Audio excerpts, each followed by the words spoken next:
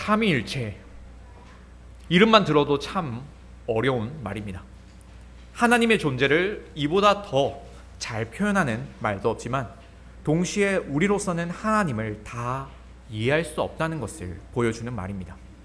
세 분이면서 한 분이시고 한 분이시면서 세 분이신 분을 인간의 이해와 경험으로 어찌다 표현할 수 있겠습니까?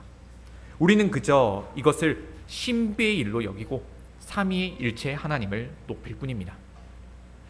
신비의 영역이라고 부를 때에 은연중에 암시되는 것이 있습니다. 더 이상 삼위일체 하나님을 아는 일을 그친다는 것입니다.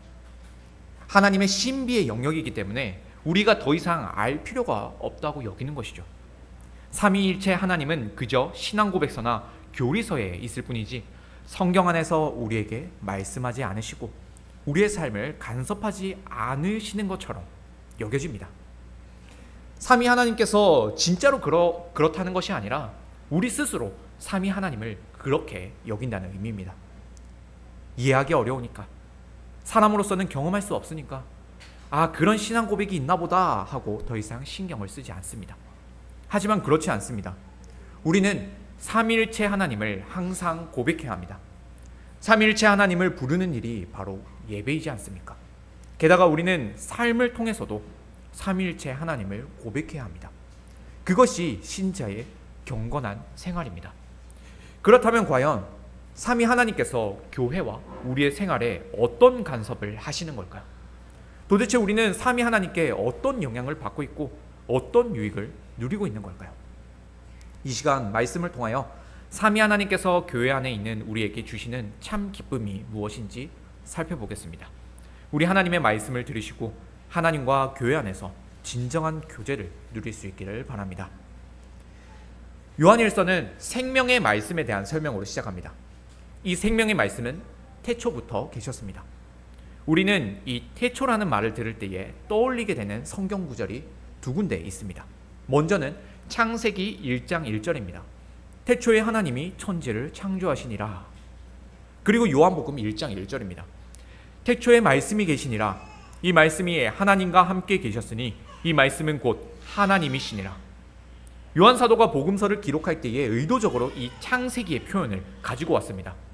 태초에 하나님께서 천지를 창조하셨을 때부터 이 말씀이 함께 계셨다.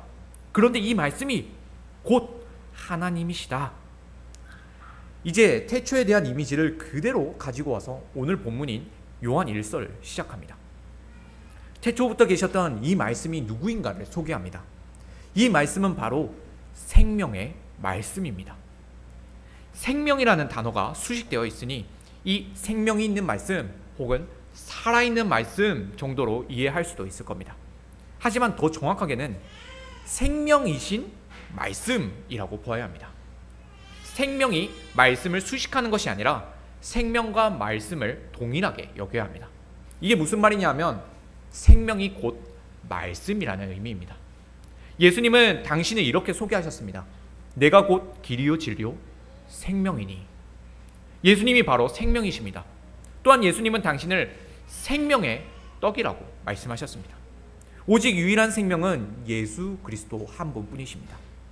또한 예수님은 당신을 말씀이라고 하셨습니다. 이미 요한 사도는 그의 복음서에서 태초부터 계셨던 이 말씀이 바로 예수 그리스도시라고 증거했습니다. 말씀도 예수님, 생명도 예수님입니다. 생명과 말씀은 동일하게 한 분, 예수 그리스도를 가리킵니다. 그러니 요한 사도가 말하는 이 생명의 말씀은 유일한 생명이시며 하나님의 말씀이신 예수 그리스도를 가리킵니다. 보통 사람들은 이 생명에 대해서 오해를 하곤 합니다. 아니, 신자들 역시도 이 생명이 무엇인지 명확하게 정의 내리지 못할 때가 있습니다. 육신의 생체 활동이 있으면 다 생명이 있다고 생각합니다. 이 육신이 죽기 전까지는 생명이 있는 줄로 여기는 거죠. 그래서 숨을 쉬고 활동을 하고 있으면 생명이 있다고 판단합니다. 사람들에게 있어서 생명이 사라지는 순간은 이 육신의 생체 활동이 끝나는 순간이라고 말들을 합니다. 하지만 우리 하나님께서는 말씀하셨습니다. 창세기 2장 17절입니다. 선악을 알게 하는 나무의 열매는 먹지 말라. 네가 먹는 날에는 반드시 죽으리라. 하나님께서 말씀하신 대로 아담이 금지된 열매를 따먹었을 때에 그는 진정 죽었습니다. 당장에 그의 육신이 생체 활동을 이어가고 있으니 죽지 않았다고 생각할지도 모르겠습니다. 하지만 그는 정말로 그때 죽었습니다. 그리고 아담 안에서 태어나는 모든 인간들도 다 생명을 잃은 채로 나오게 되었습니다.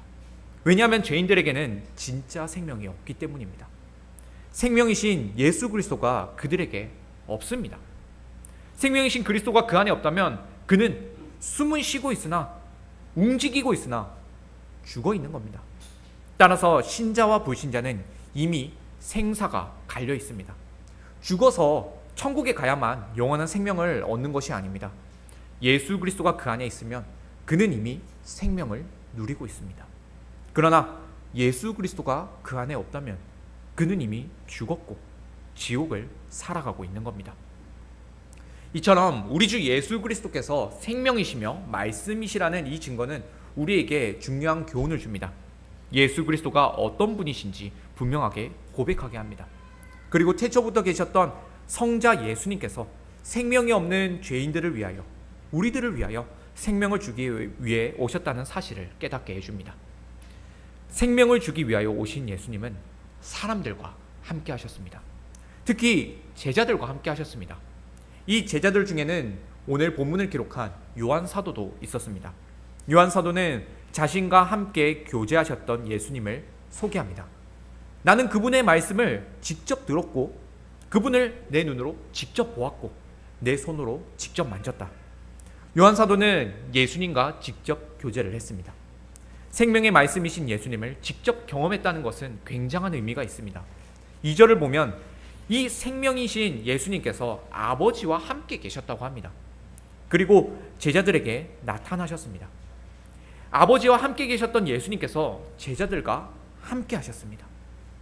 제자들과 함께 하셨기 때문에 제자들은 이 생명이신 주님을 직접 보기도 하고 듣기도 하고 만질 수도 있었습니다. 아버지 하나님과 함께 하셨던 예수님께서 제자들과도 교제를 하셨습니다. 아버지와의 사귐이 제자들에게도 전해집니다. 나아가 이 사귐은 성도 간의 교제로 나아갑니다. 3절입니다. 우리가 보고 들은 말을 너희에게도 전함은 너희로 우리와 사귐이 있게 하려 함이니 우리의 사귐은 아버지와 그의 아들 예수 그리스도와 더불어 누림이라.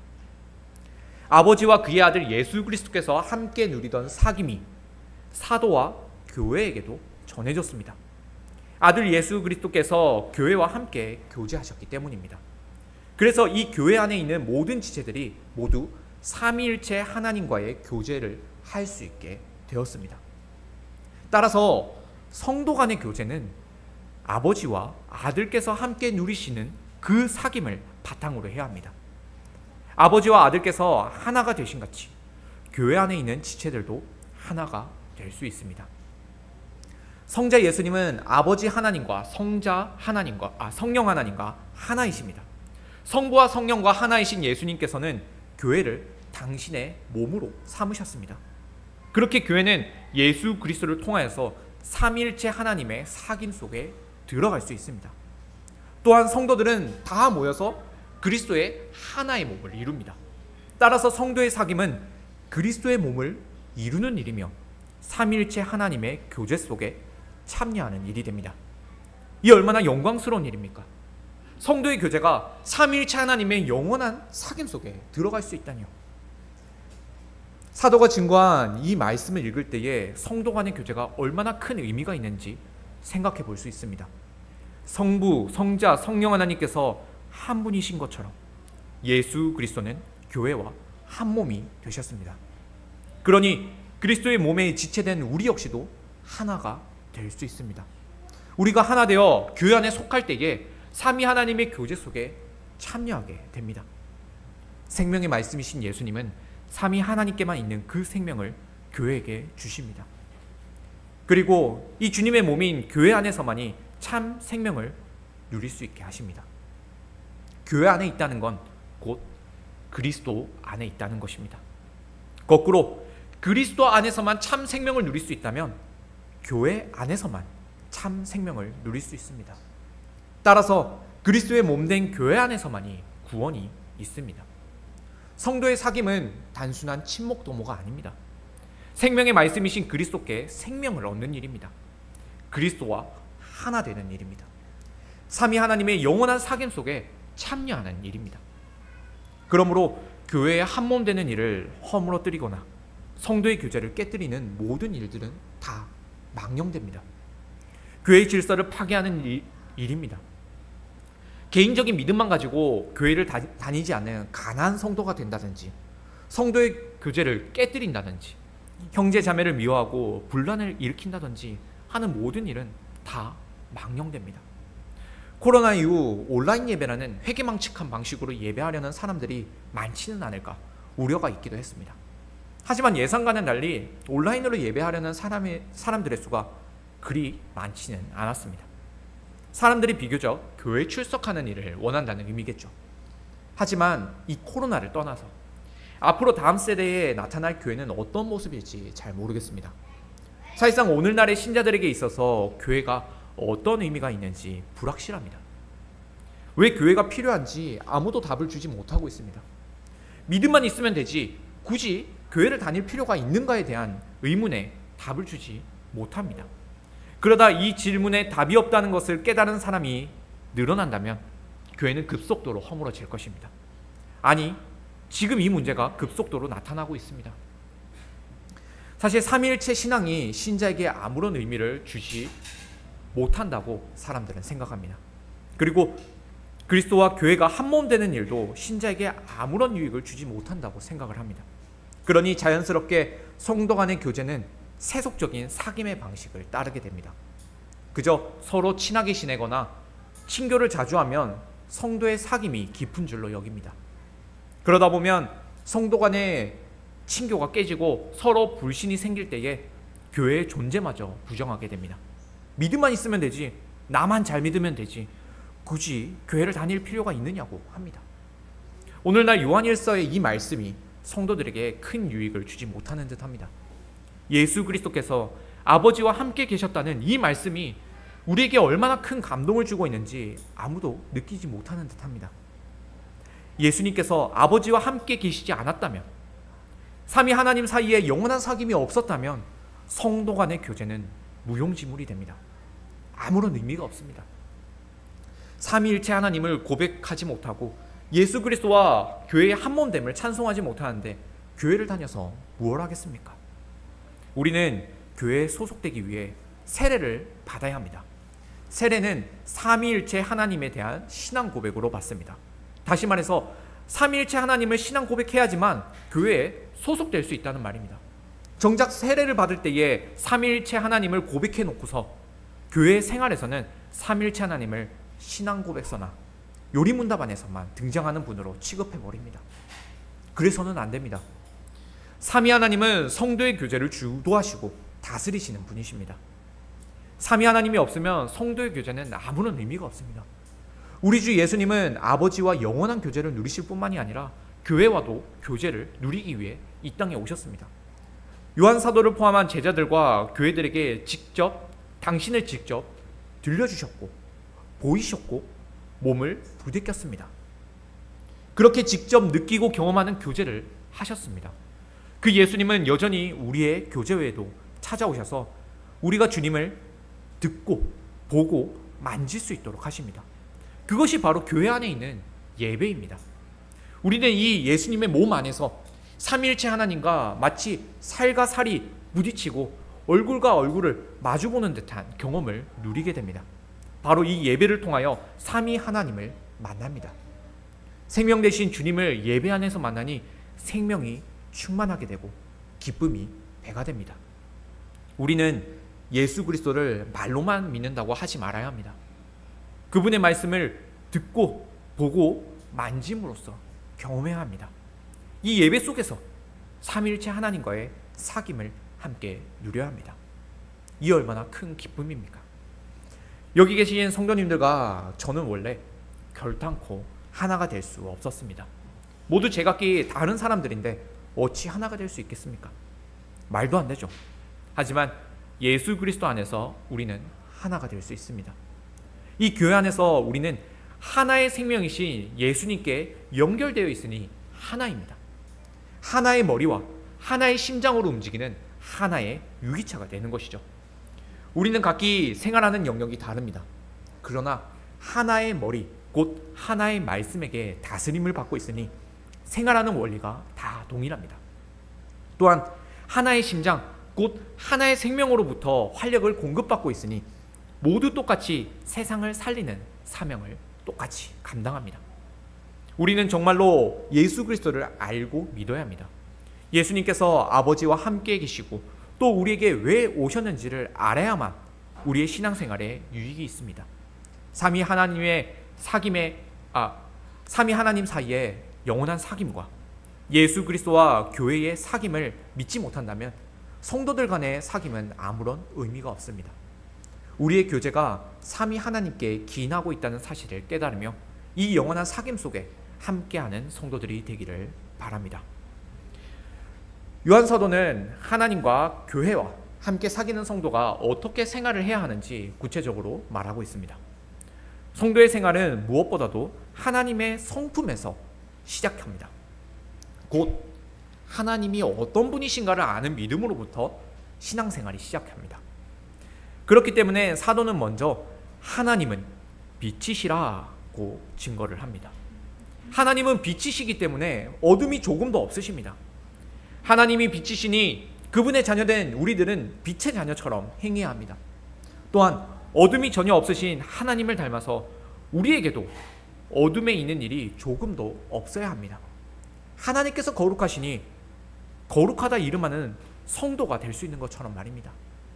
요한일서 1장 6절부터 10절은 비슷한 패턴을 반복해서 보여줍니다. 만일 이렇게 한다면 저렇게 되는 것이다 라는 식의 패턴입니다. 그중 6절, 8절, 10절은 부정적인 뉘앙스를 가지고 있습니다. 그 의미도 아주 유사합니다. 말한 것과 그 말한 결과로서 나타나는 일이 서로 일치하지 않습니다. 언행 불일치죠. 빛이신 하나님과 사귐이 있다고 말해놓고 어둠 가운데 행하고 있다면 그는 거짓말쟁이입니다. 실제로 하나님과 사귀지 않으면서 사귄다고 거짓말을 한 것이죠. 그리고 죄가 없다고 말한다면 스스로를 속이는 일이 됩니다. 자신에게는 죄가 없다고 말하지만 모든 사람은 다 죄인이기 때문입니다. 게다가 자신이 범죄하지 않았다고 말한다면 하나님을 거짓말쟁이로 만들게 됩니다. 왜냐하면 하나님께서는 사람은 다 범죄하였다고 말씀하셨기 때문입니다. 처음에는 자신이 거짓말쟁이가 됩니다. 더 나아가 그 거짓말에 스스로를 속입니다. 결국에는 하나님까지 거짓말하는 분으로 만들어버립니다. 죄가 점차 자라서 장성해지는 것을 볼 수 있습니다. 거짓 교사가 성장하고 있는 겁니다. 거짓 교사들, 이단들은 거짓말을 잘합니다. 처음에는 이것이 거짓말이라는 인식이 조금이라도 있었을지도 모릅니다. 그래서 처음에는 진리대로 행하지 않는 것처럼 그냥 진리대로 살지만 않는구나 그렇게 생각할 수도 있습니다. 하지만 시간이 지나면 스스로를 속일 만큼 거짓말에 능숙해집니다. 자신이 하는 거짓말이 되레 진실이라고 강력하게 주장을 합니다. 급기야는 자신은 옳고 하나님은 틀렸다는 식으로 막 나가게 됩니다. 하나님의 말씀까지 왜곡하고 스스로의 주장을 견고하게 하는 데 이릅니다. 요한 사도는 그런 자들에게 애초부터 진리도 없고 말씀도 없었다고 합니다. 바로 예수 그리스도가 그 안에 없었다는 겁니다. 물론 사도는 우리라고 부르면서 우리 모두 이 일에 있어서 예외가 없다는 것을 말하고 있습니다. 네, 우리도 마찬가지입니다. 단순히 거짓 교사들만이 이런 일을 하지 않습니다. 우리 역시도 이런 거짓된 가르침에 속아 거짓말을 하기 시작한다면 급기야 하나님마저도 거짓말하는 분으로 만들어 버릴 수 있습니다. 이런 사람에게는 애초부터 진리이신 예수 그리스도가 없습니다. 처음부터 예수 그리스도와 함께하지 못하는 이런 사람들은 그 안에 생명이 없는 사람들입니다. 교회 속에 들어와 있지만 그리스도와 연합하지 못했고 생명의 교제를 누리지 못하는 사람들입니다. 이런 자들이 교회 안에 들어오면 거짓말을 통해서 교회를 허물어뜨립니다. 자신에게 생명이 없다는 것이 탄로나지 않게 하기 위해서 교회의 사귐과 화평을 깨버립니다. 우리는 먼저 우리 자신이 이런 사람은 아닌지 살펴야 합니다. 동시에 이런 사람들이 교회의 사귐을 해방하지 못하도록 경계해야 합니다. 오늘날 교회들은 어떻습니까? 하나님과 함께 사귄다고 말하면서 세상 사람들보다 더 불순하게 생활하지는 않습니까? 손해를 보지 않으려고 하고, 불이익을 당하면 쉽게 화를 내고, 항의하고 보복하고, 남의 불의를 보면 큰 목소리를 내면서 나의 불의에는 쉬 눈을 감아버리지는 않습니까? 세상이 아니라 교회가 그렇다는 겁니다. 교회 안에 분명히 범죄가 일어났는데도 권징을 하지 않습니다. 급기야 죄가 죄인 줄 모르는 지경에까지 가기도 했습니다. 스스로를 속이는 꼴이죠. 간혹 뉴스를 통해서 목회자의 성범죄 소식을 듣습니다. 성범죄야 당연히 세상 속에서도 명백하게 죄가 되니 탄로가 납니다. 하지만 그 이전에 그런 교회 안에서는 수도 없이 많은 성적인 범죄들이 일어났을 겁니다. 하지만 이를 용납하고 방관했을 겁니다. 범죄를 문제 삼지 않고 쉬쉬하며 조용하게 넘어갔을 겁니다. 그러나 이렇게 잠재되어 있던 죄들은 모이고 모여 세상 가운데 부끄럽게 폭로가 됩니다. 이렇게 하나님은 세상을 도구 삼아 교회를 부끄럽게 하십니다. 그런데 교회 안팎에서 부끄러운 죄를 짓고도 예배 중에는 거룩한 척, 정결한 척하고 앉아있으니 얼마나 추악합니까? 사람들이 이런 추악한 사람을 보고 혼란에 빠지기도 합니다. 한 입으로 하나님을 찬양하기도 하고 사람들을 속이는 거짓말도 합니다. 한 입에서 두 말이 나옵니다. 요한 사도는 이런 자들 속에 예수 그리스도가 없다고 합니다. 요한 사도의 이 말씀은 신실한 신자에게 오히려 위로가 됩니다. 혹 분명 악을 행하고도 하나님과 평안하게 사귐을 누릴 수 있다면 우리는 하나님의 말씀을 신실하게 따를 이유가 사라집니다. 마음껏 죄를 짓고 어둠 가운데 살면서도 하나님과 화목하게 지낼 수 있다면 우리는 거룩하게 살 이유도, 정결하게 살 이유도 없습니다. 그저 방탕하게 생활을 하겠죠. 하지만 하나님은 이렇게 죄를 짓고도 아무렇지 않은 자들에게 처음부터 그 속에 생명과 말씀이 없었다고 말씀하십니다. 그러니 이 말씀이 우리에게 위로가 됩니다. 악을 행한 자는 심판을 받고 하나님의 말씀을 따르는 자는 생명을 얻으니 신실한 신자에게는 위로가 됩니다. 요한 사도는 교회 안에 있었던 이런 거짓 교사들을 적 그리스도라고 불렀습니다. 예수님이 그리스도시라는 것을 부인했고 그리스도의 몸된 교회를 분열시키는 자들이었기 때문입니다. 말 그대로 그리스도를 대적하는 자들이죠. 이들은 사람에게 죄가 없다고 가르쳤습니다. 이들은 초기 영지주의자들이라고 불리는 사람들이었습니다. 영은 선하고 육은 악하다고 주장을 했습니다.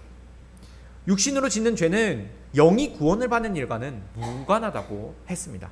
영만 구원을 받으면 되니 육으로 짓는 죄에는 관심을 두지 않았습니다. 이런 거짓 교사들의 가르침은 두 가지의 극단적인 형태로 나아가게 되었습니다.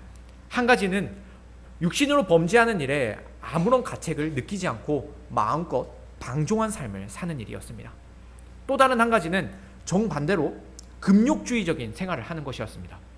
육신이 아니라 영이 추구하는 삶을 살아야 되기 때문에 육신의 정욕대로 사는 삶을 완전히 부정했습니다.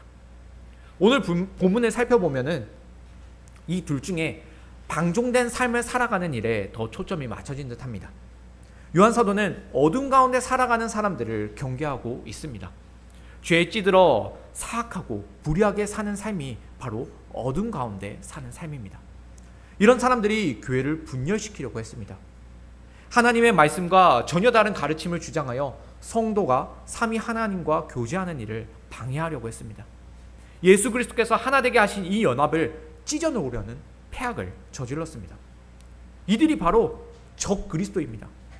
그리스도께서 행하신 일을 회방하고 그리스도의 몸을 찢어버리려고 했던 이 자들이 바로 적 그리스도입니다. 오늘날도 교회에 분열을 가지고 오는 사람들이 있습니다. 겉으로는 하나님과 사이가 좋은 척하지만 실제로 그 생활은 어둠에 물든 자들입니다. 이들은 하나님께서 죄로 정하신 것을 스스로 죄로 여기지 않습니다. 자비라는 이름으로, 용서라는 이름으로 죄를 경계하지 않습니다. 겉으로 보기에는 관대함이 넘쳐 보입니다. 그러나 이는 죄를 경계하지 않는 방종함입니다. 교회 안에 이런 생각을 가진 직분자들이 많이 있으면 자신들의 교회에 권징이 없다는 것을 자랑처럼 생각합니다. 죄를 질책하지 않으니 용서가 넘친다는 거죠. 아니 어쩌면 자신들의 교회 안에는 권징을 할 정도로 죄가 없다고 자랑하는 것일지도 모릅니다. 그러나 그것이 가능합니까? 우리가 모두가 완전했다면 어찌 교회가 더 아름답고 견고하게 서지 못하며 세상은 정의와 사랑으로 변화되지 못했겠습니까? 우리는 여전히 연약하고 죄에 걸려 넘어질 때가 있습니다.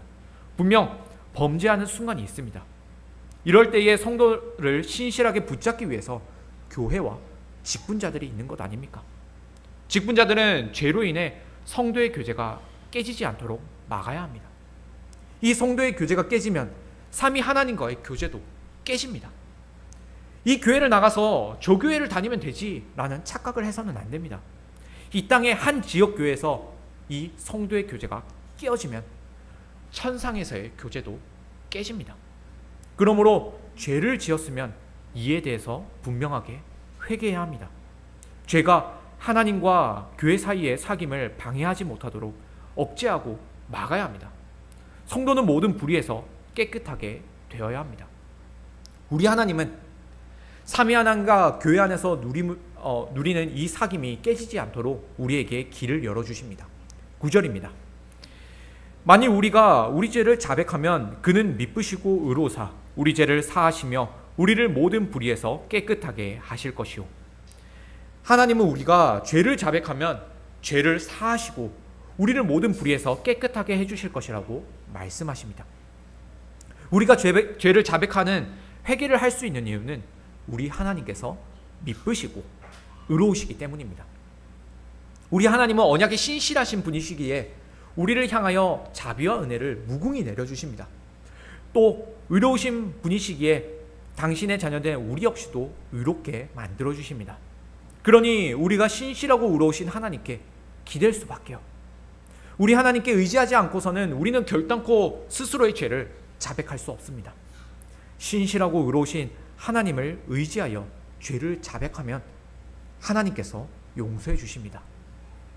여기서 자백하다라고 하는 이 단어는 공적인 죄의 고백의 의미가 있습니다. 개인적으로 죄를 고백하기보다는 공적으로 죄를 고백하는 것입니다. 공적으로 죄를 고백하는 일은 굉장히 중요합니다. 하나님과 성도의 사귐 속에 있는 성도가 모두 다 함께 죄를 고백하는 겁니다.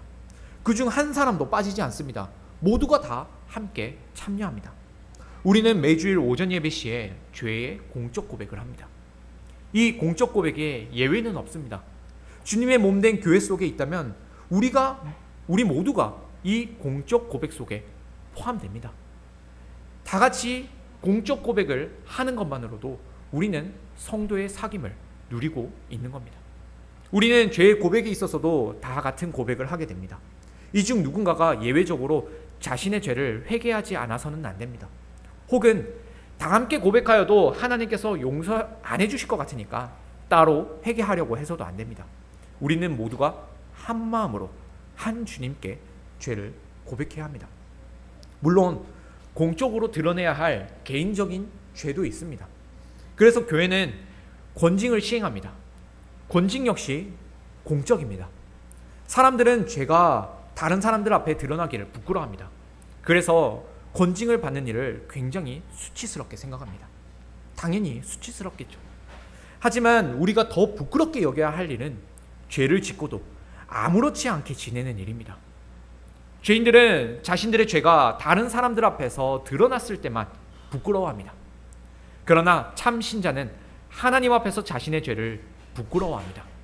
그래서 참 신자들이 모인 교회는 죄를 지은 신자가 더 이상 하나님 앞에서 부끄러워하지 않도록 공적으로 죄를 고백하게 하고 선포합니다. 그리고 이 죄에 대한 교회의 벌이 끝났을 때에 어느 누구도 이 죄에 대해서 나무라지 않습니다. 벌이 끝난 성도는 이제 더 이상 하나님 앞에서 부끄러워하지 않아도 되기 때문입니다. 삼위일체 하나님과 교회가 그에게 충분한 벌을 주었고 어느 누구도 그 죄에 대해서 더 이상 묻지 않아야 합니다. 이렇게 신실하고 의로우신 우리 하나님은 우리를 모든 불의에서 깨끗하게 하십니다. 삼위 하나님 사이의 사귐은 견고합니다. 영원히 하나 되는 완전한 사귐입니다. 이 사귐이 예수 그리스도와 교회 사이에 일어났습니다. 이 신비한 일이 교회 안에서 일어납니다. 하나님과 신자의 사귐이란 이런 것입니다. 하나님과 신자가 개인적으로 연합하지 않습니다. 먼저는 삼위 하나님의 사귐이고 그리고 예수 그리스도와 교회의 사귐입니다. 마침내 신자가 교회와 연합함으로 진정으로 삼위 하나님과 사귐이 있을 수 있습니다. 우리 주 예수 그리스도의 보혈이 우리를 이 영원한 사귐 가운데 거하게 해주었습니다. 그러나 거짓말을 하고 불의한 행동을 함으로써 성도 간의 교제를 깨뜨린다면 그는 이 영원한 사귐에서 영영이 벗어나게 됩니다. 성경은 이런 자가 처음부터 예수 그리스도 안에 없었다고 못 받고 있습니다. 우리는 오로지 하나님의 어떠하심과 우리 주 예수 그리스도의 행하심만을 의지해야 합니다.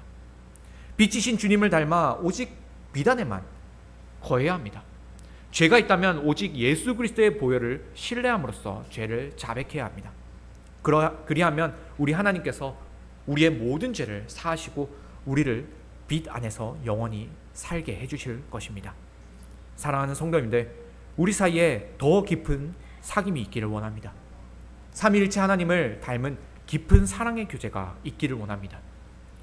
우리를 오직 예수 그리스도 안에서 하나 되게 하시는 삼위일체 하나님만을 송축합니다. 아멘.